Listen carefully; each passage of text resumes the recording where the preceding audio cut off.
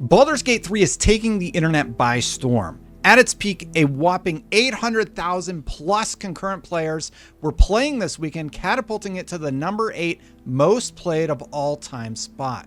The gaming community has sung its praises, and it's incredibly refreshing to play a feature-complete game of this caliber on day one. But AAA game developers want you to know that this is rockstar level nonsense for scope, that it's foolhardy to set expectations higher, and Baldur's Gate 3 should not be used as a raised standard to RPGs going forward. Why was the first response to defend the current state of AAA gaming as opposed to saying, hey, maybe we can learn a thing or two from Baldur's Gate 3 and make our game better for our customers? Now, only Larian is capable of making that game, apparently. This all kicked off way back on July 8th, a lifetime ago by internet standards, I know, when a writer and BAFTA nominee, Xavier Nelson, took to Twitter to express concerns about Baldur's Gate 3, namely that fans would use Baldur's Gate 3 to apply criticism or a raised standard to RPGs going forward. My rebuttal is, why shouldn't customers have raised standards? Yeah, I mean, isn't the price raising? Like, what the fuck? If the price of games is going to go up, shouldn't, like, quality of the product? Taking it a step further, why shouldn't some AAA developers raise their own standards? It's like when they raise your rent, but they don't come to take care of any more shit than they would have before. It's like, what the fuck? How are you going to charge me more but not give me a better experience? I mean, I'm just going to say, if you're going to start charging more, you know, if that's what you need to make a better experience, well, then you better fucking deliver on that, you know? Like what the fuck? Are we really going to pretend they're not even consumers AAA? That's shouldn't be fucking a little crazy. upset right now and hoping for an improvement in the industry going forward? Oh, your lease just got more expensive. Sorry. Yeah, like, what the fuck, man?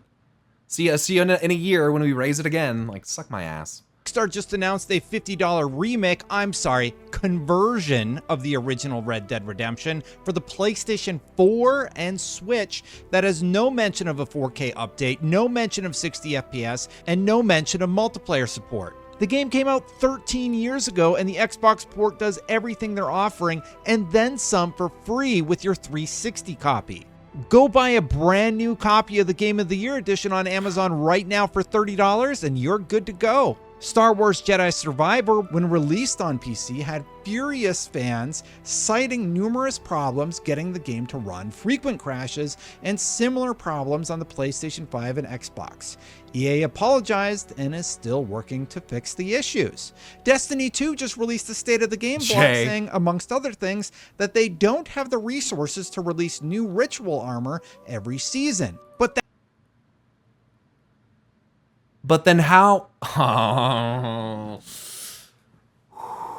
going to put on some music for a second, and I'm going to step away from that fucking comment that the guy in the video just made, because that irks me, dude. Oh, that fucking irks me. As someone who has played Destiny 2 since fucking beta, dude, we don't have the time for armor? Are you fucking kidding me? Look at this ugly fucking Assassin's Creed piece of shit armor. Are you fucking kidding me? Look at this fucking dumb-ass Fortnite shit. Are you shitting me, dude? You don't have time? Nah. Nah, bro. By the way, 2,000 silver is like 20 real dollars. Fucking ridiculous. You know how expensive it is? If you were to buy everything out of this fucking store, it's like, I swear to God, chat, this isn't even a fucking exaggeration. It's probably like 20 grand. It's probably more. It's so much money. It's unfucking believable. I had to excuse myself a moment before because this especially triggers me. As someone who really does love Destiny, I think it's a fantastic game overall. I think that at its core, it's very fun to play. The gunplay is fantastic. The variance in weapons is fantastic. Exotics are cool. The lore is cool. There are some really awesome characters in Destiny. It's one of the most beautiful games I've ever seen as far as, like, scenery, like getting to look up from one of the moons and see fucking planets that we, you know, never will get to fucking see like that in our lifetimes is it's just kind of a cool experience. It's just a damn shame that their monetization sucks dick and that they can't seem to, like, figure out their direction seasonally. The seasonal content loop is just pretty much the same rehashed bullshit every fucking year. and it's never really unique or fun, and that's a damn shame because you can only really want to do it so much, and unfortunately then you just return to the normal loop of farming the same shit you did before, so it's kind of hard to stay in, which, you know, I think shooters in general can be hard to keep people in, but I think Destiny as a looter shooter, similar to something like, what is it, Warframe, or what's the other one? Yeah, Warframe I think is what it's most commonly compared to. Warframe is also completely free. Yeah, Destiny is free up to a point, but let's be honest, it's like, it's kind of like, I want to compare it to RuneScape, but I think even RuneScape in free to play is like a significantly higher amount of content than what you get out of the free to play version of Destiny. It's pretty disappointing. Yeah. You get like the base game and stuff, but literally anything that's new, the new dungeons, anything like that, you have to pay for. So if you don't have like the season pass or something like that, then you're essentially missing. It's like not having the newest expansion. Anyway, fuck this type of microtransaction shit. EA apologized and is still working to fix the issues. Destiny 2 just released a State of the Game blog saying, amongst other things, that they don't have the resources to release new ritual armor every season. But that same studio manages to create new armor sets in the shop for up to $20 a pop without fail every season. Yup. And you know what's fucked up? I almost bought that one. Because it's fucking cool. Okay? Because I wanted that one. It's a crossover with that fucking... The hell's that game called? With the robots? With the fucking dinosaur robots and shit? Horizon. Yeah, dude, it's a Horizon crossover. Horizon Zero Dawn. It's fucking sweet. I like this a lot. I almost bought it, but I didn't do it. And I haven't played Destiny in like months. Diablo 4 unabashedly... Yeah, that small indie company, Microsoft. Yeah. I guess, wait, didn't they get... No, they got acquired by Sony. Bungie was acquired by Sony, I believe. Right? Am I wrong? Has several character skins priced at $20 each and just released their first season that had a patch that was so poorly thought out that the developers had to have an emergency live stream to apologize and have since begun working to revert those changes. Whoa, what? Okay, I didn't know about that. I didn't realize it was like... Yeah, dude, Warzone is a fucking scam. You got, none of the skins for any of the guns that are shared across the games transfer to the second one. Such a fucking... That's... I haven't played D4 since the base game. I got to like level 75, 76 or something like that. I haven't really played on my rogue since. When I heard that they like took out the uniques, the Uber uniques or whatever, when I heard that got removed, I was just like, well, I don't really care anymore. What do I have to like grind for? Like that's emergency live stream to apologize. What is this? A Pyromancer fucking video? What is happening? We don't plan on... That's a rough launch. Oh god, let's hear them. Oh god. Oh god. Working to revert those changes. Let's listen. Don't plan on doing a patch like this ever again. Okay, you need a more comparable RPG example of why fans are heralding Baldur's Gate 3 as a breath of fresh air? Look no further than Mass Effect Andromeda, which was widely panned. Sorry, my face is tired from dealing with everything. Or... Doesn't look tired. She's so fucking awake right now. She's like, yeah, sorry, I'm sorry, my face is tired from dealing with everything. Can you tell? Her mouth even looks, she looks pissed. She has like a pissed off mouth right now. She looks like she's like got that little underbite, like almost about to fucking grit her teeth kind of look. Like, did this motherfucker really just say that to me right now, just now? That's what the look she's got. It's just such a weird thing for a character to point out their face being tired when like they are not even noticeably tired. Or Cyberpunk 2077, which I own but still haven't played. My god, that's not real, dude. That's like a GTA 3 model. What the fuck am I looking at? That made promises about last-gen game consoles that it couldn't keep. It took CDPR almost a year to get that all sorted out. Oh god, look at that texture. That texture map just load in slowly. I'll make this as clear as possible to contextualize how fans are feeling. It feels like fucking shit! It feels like fucking shit! Money has become more important than the core experience for fans. That's why Elden Ring, Baldur's Gate 3, and even The Legend of Zelda Tears of the Kingdom are being widely celebrated. So what is up with the excuses? A game came along that is amazing, is selling well, is being praised by developers and fans alike, and the response is, well, we can't do that.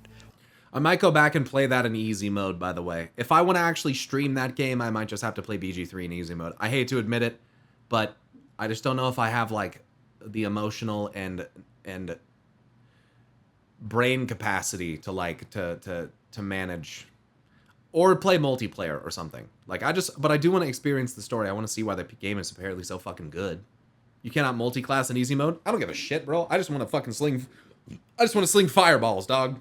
Well, sweet. If that doesn't get me hyped for Mass Effect 4, I don't know what will. Xavier's tweet was well-intentioned, and he went on to add a lot of important context. It misses the perspective of the consumer. We don't know anything about game design or how hard it is. We just know that Destiny is deleting hundreds of dollars worth of expansions when they feel like it, that Diablo is constantly reminding us to buy skins in their store, and most PC ports have been abysmal lately. Remember, that tweet was made nearly a month before Baldur. Okay, hold on now. I don't think that... Okay, look, as someone who has over 100 hours in Diablo 4, I don't think the assessment that the game is constantly trying to shove the store skins in your face, that's not true, okay? I don't agree with that. I don't agree with that. It's in its own tab that you are not forced to visit. It does not pop up in your face. And all the time I've been playing, that did not happen. Okay, so I'm going to just say I don't think that's a very true criticism. And that's pretty much all I can defend. This is the perspective of the consumer. So, to be fair, though, the FF store is not even in the game. Right. But the game Final Fantasy XIV has a subscription fee. Right. That we all pay. Right. Whereas Diablo 4 does not. Its monetization structure is different. Okay, we know that. And we still, like little monkeys, pay for fucking shop skins that are $20 or more and mounts that are $20 or more because they know we're going to do it anyway. So, I don't think we're exactly blameless here either. But I think the difference is, at least in 14, people feel like, or maybe it's just the truth, that where that money is allocated, how that money is used, is putting resources back into the game, right? I don't know if that's 100% true. I think that's what I've heard. And I can't say that I trust that companies like Blizzard is doing it the same way. You know what I mean? It's how the money is used that we can't really know necessarily as the consumer, but we have to be able to trust how the company uses it.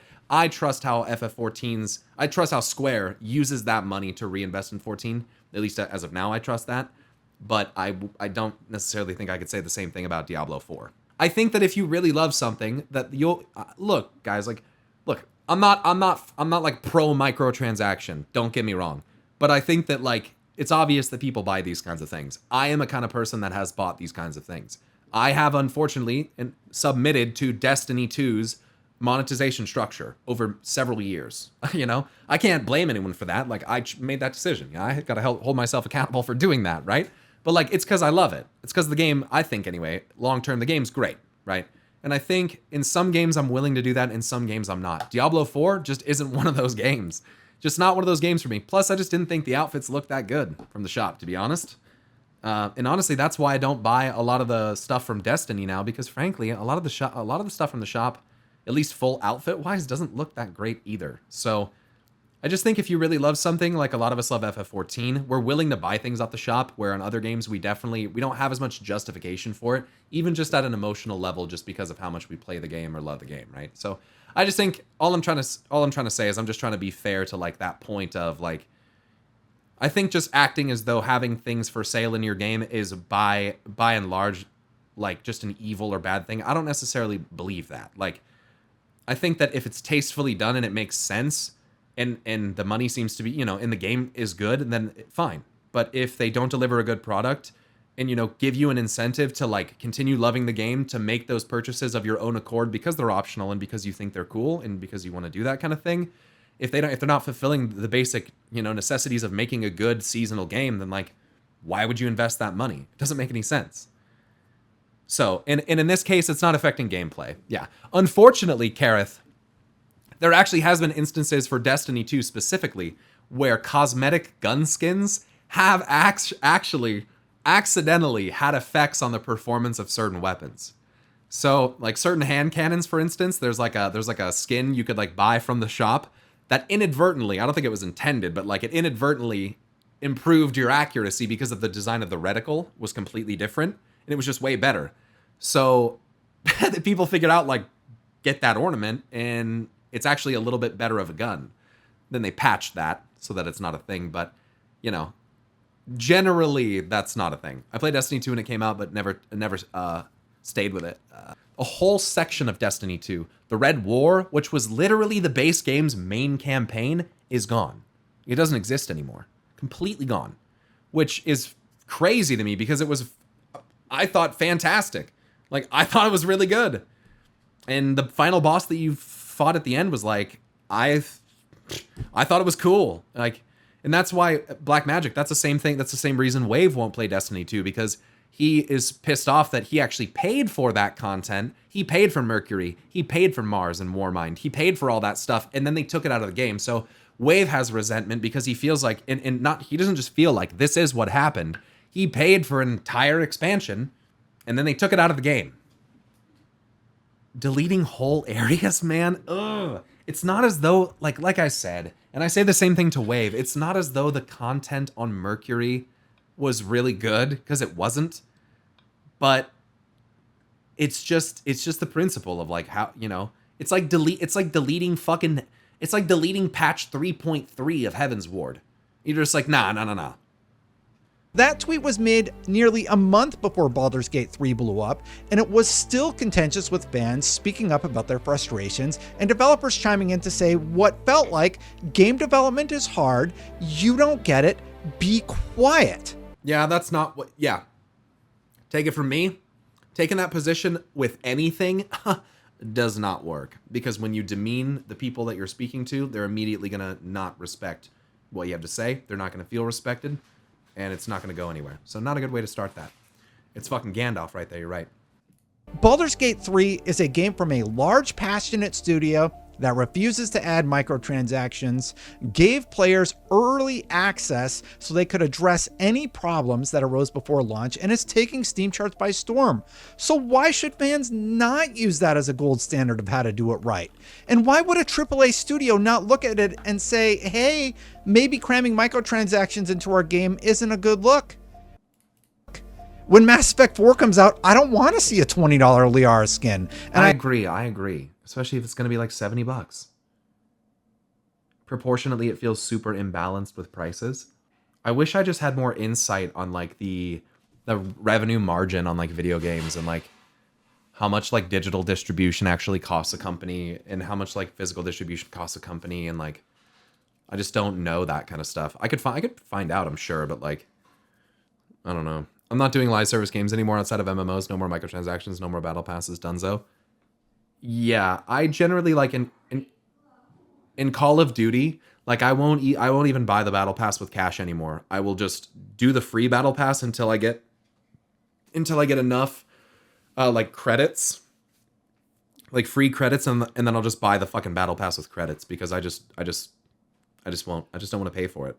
It never ends, dude. It doesn't matter how much cool shit is on the battle pass. It's never going to end. Like I kind of got over battle passes a while ago, like, and I've kind of like accepted their existence, but I don't really participate in them that much anymore. I used to wail the fuck out on battle passes, not all the time, but like here and there, like, oh, the whole battle pass is $100. Fuck it, I'll buy it. You know, I don't do that shit anymore.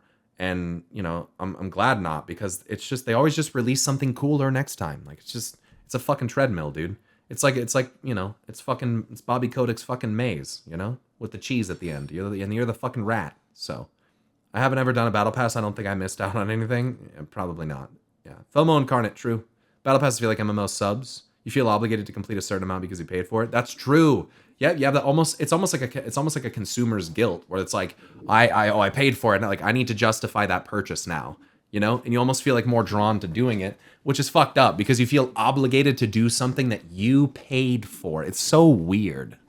It's weird. It's like I don't like that psychology for us as like, especially sunken cost fallacy. Like especially for, frankly, I'm about to get all hyper liberal on you motherfuckers right now, talking about taking advantage of people with more addictive personalities because you can typically find them in certain types of games. Like, it's very, I don't know. I think it's very psychologically manipulative, and I'm not like a real big fan of the practices. I think that I think a lot of the things that exist as far as monetization options, even though I have to acknowledge that they exist for a reason, and that, like, at least in some capacity, they probably have to exist. It doesn't make me feel any better about, like, how they just feel so, like, they're just, like, predatory. Yeah, that's the word. They're very predatory.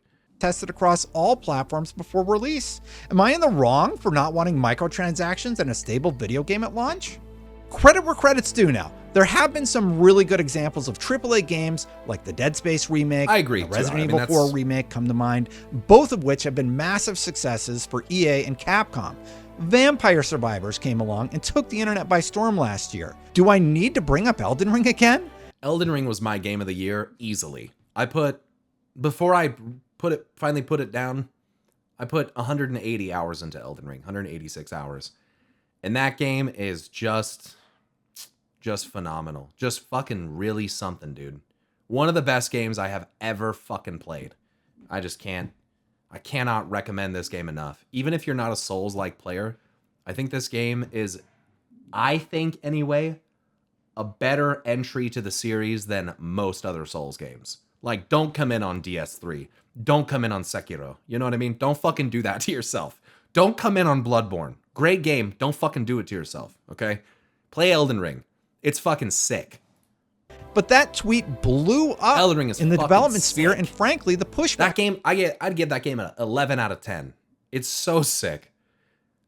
Oh, absolutely, Yibo. Sometimes you just fuck around and find out. You just explore, and you're like, well, that's a fucking chariot. I just got run over by a flaming fucking demon chariot. Like, okay, let's try that again. Oh, I have to climb on top. I gotta jump on top of this chariot. Like, what?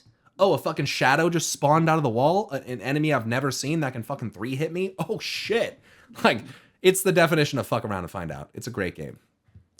Developers should be looking at what Baldur's Gate 3 did and trying to replicate where they can, not jumping up to defend games that are cramming in practices that fans are getting fed up with. And make no mistake about it, these decisions impact game design. Many games are utilizing battle passes and player engagement as a metric of success. That's what happens when you have live services as a game. The same thing actually happens in like the retail sales industry. Best Buy, for instance, they have this structure now where they do like memberships over like everything else, right? They want you to become a member, right? When you become a member, you get discounts on this and that, and you get this amount of tech support or what the fuck ever, right? They want you to become that member because that paid service, that continued service is the most monetizable thing for them in the long run, right? So that's why they all do it, and they try to target it with something that will just like keep you coming back to pay more money, right? Same fucking thing. Yeah, it's similar to like a casino or a lottery. Yeah? Many of the people who came out to talk about why Baldur's Gate 3 shouldn't be the new standard. It shouldn't be the key metric. As a metric, it's fine. Yeah, player engagement is important. Duh. But getting them engaged by forcing them to play the game because of a battle pass? No, about that. Have since walked back those statements, and I'm glad. Because if the industry can't take a good hard look at what's going wrong, why fans reacted the way they did to Elden Ring and Baldur's Gate 3, and then make impactful changes, we're screwed. Also, people seem to be using the fact that Larian is a big studio against them, the fact that they had a long development cycle against them. Really? Blizzard is also a huge studio with over 8,500 employees across several offices. They credited every employee at Blizzard in the release of Diablo 4. Bungie is a huge studio with over 1,552 employees across several offices.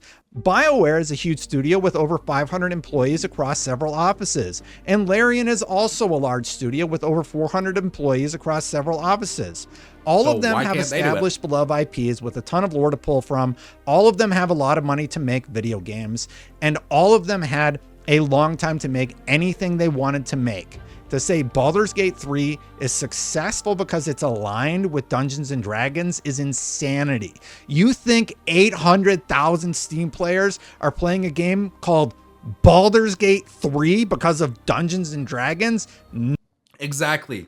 Ictus and Trossi. Exactly. No, it's clearly gone far beyond that audience.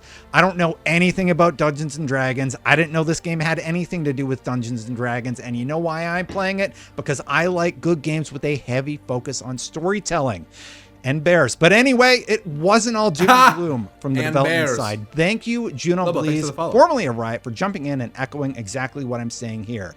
Her quote tweet reads, "I can't disagree with this one more. Whenever a game disrupts the industry and delights players beyond expectations, it absolutely raises industry and genre standards regardless of why and how. We should look at the Larian success story and ask ourselves, how are we going to make our games better and create the next games that shake up the industry? Players should and must always expect more from us, never less.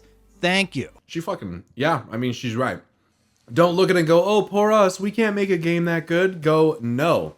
That's fucking sick. Great job. We got to try to figure out how to do shit that's that good. Just why the fuck wouldn't you? Why are you gonna fucking sulk around? Oh yeah, we had budget cuts. We only had a $50 million budget. Let's expect more from us, never less. Thank you. I implore AAA devs to look at these games that are being celebrated and look at your pipeline to see why the consumer is getting frustrated about the experience I outline in this video. And obviously try and make an improvement, because telling me how hard it is when you're breaking profit and revenue records isn't a super compelling argument from the customer's perspective. Is Baldur's Gate 3 an outlier? Yes, but I for one wish it could become the standard, and being told to shut up because I don't know game design doesn't feel super constructive. But hey, I'm just some idiot on the internet who doesn't know anything about game design. I guess I'll just go buy my horse armor and call it a day. Emo. Enjoy your $20 on top of your $100 for the collector's edition. Apathy and stuff like that coming from the top is not inspiring, you know? It'll leave you downtrodden. You know, take the fucking wind right out of your sails. I've seen it happen. I've had it happen to me. Enjoy your $20 on top of your $100 for the collector's edition on top of your $15 for the battle pass. Preach. What do you think?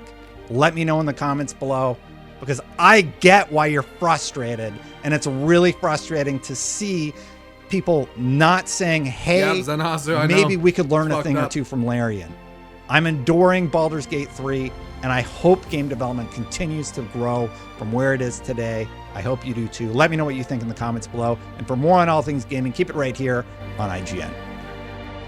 I'm gonna say this, chat. The closest thing we're ever going to get to immortality is learning how to fucking tap the human brain into a fucking machine like this, and you just experience like a fucking virtual video game world after you fucking died. That's the closest we're ever going to get, so motherfuckers better start figuring video games the fuck out.